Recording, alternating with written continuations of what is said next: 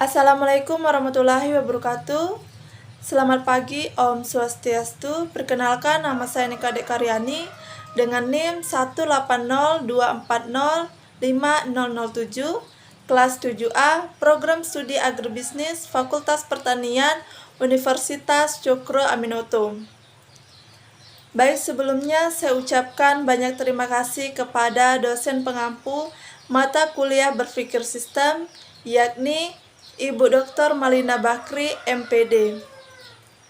Baik, di video ini saya akan membahas beberapa soal untuk memenuhi tugas ujian tengah semester mata kuliah berpikir sistem. Poin pertama, jelaskan apa yang dimaksud dengan berpikir sistem.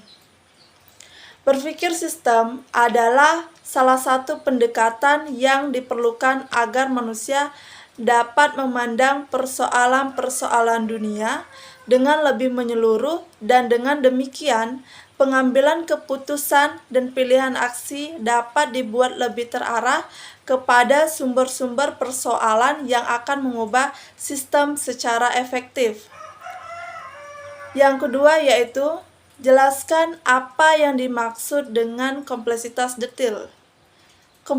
Kompleksitas detail adalah permasalahannya bukan terletak kepada komponen, tetapi karena kekuatan konektivitas yang terganggu atau terlalu kuat. Semakin banyak komponen akan meningkatkan hubungan, semakin tinggi hubungan, semakin kompleks permasalahan yang eksponensial. Selanjutnya yaitu poin ketiga. Bagaimana proses peningkatan kompleksitas akibat adanya konektivitas? Penyebab utama ledakan atau permasalahan yang kompleks ini adalah karena adanya hubungan konektivitas yang semakin meningkat antara komponen.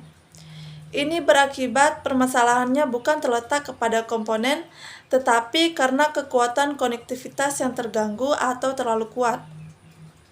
Semakin banyak komponen akan meningkatkan hubungan, semakin tinggi hubungan, semakin kompleks permasalahan secara eksponensial.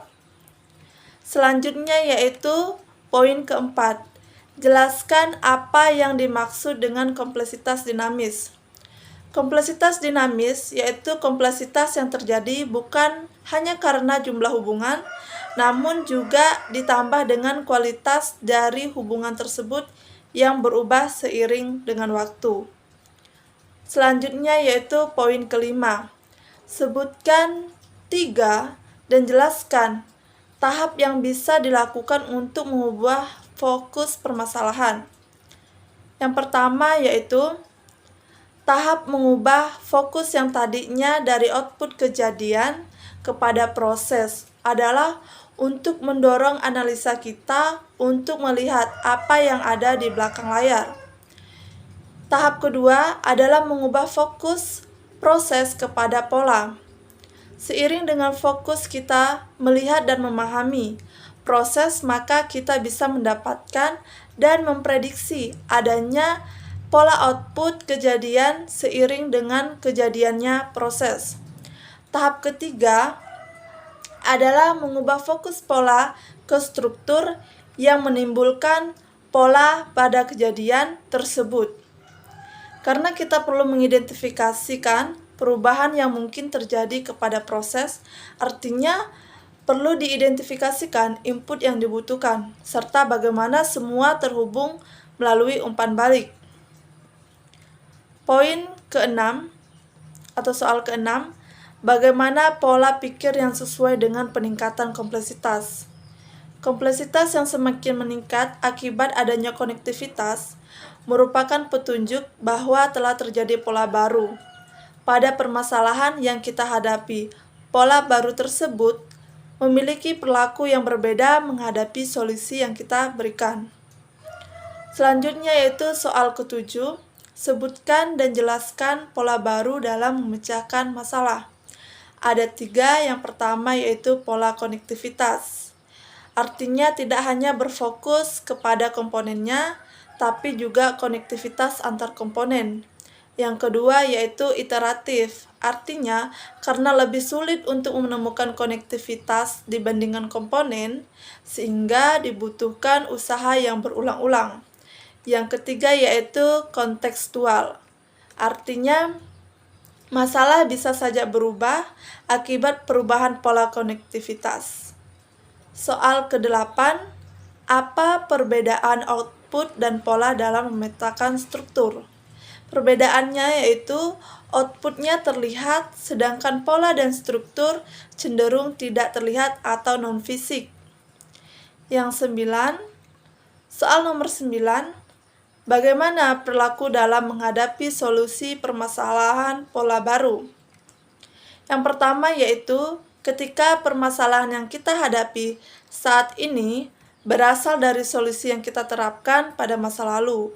Yang kedua, ketika solusi yang Anda dorong ke permasalahan menimbulkan reaksi dorong balik dari sistem. Yang ketiga, ketika solusi berhasil membuat perilaku sistem membaik untuk sementara namun memburuk lebih panjang. Yang keempat, ketika solusi malah memperparah kondisi sistem dan menjadi sumber masalah baru yang lebih parah dari masalah sebelumnya.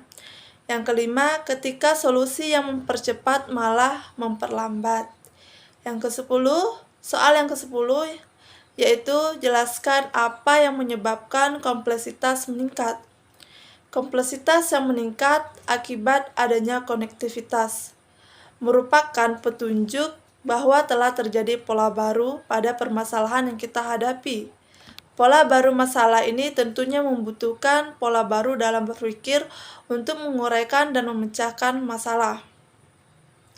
Baik, itulah beberapa soal untuk memenuhi tugas mata kuliah berpikir sistem. Terima kasih.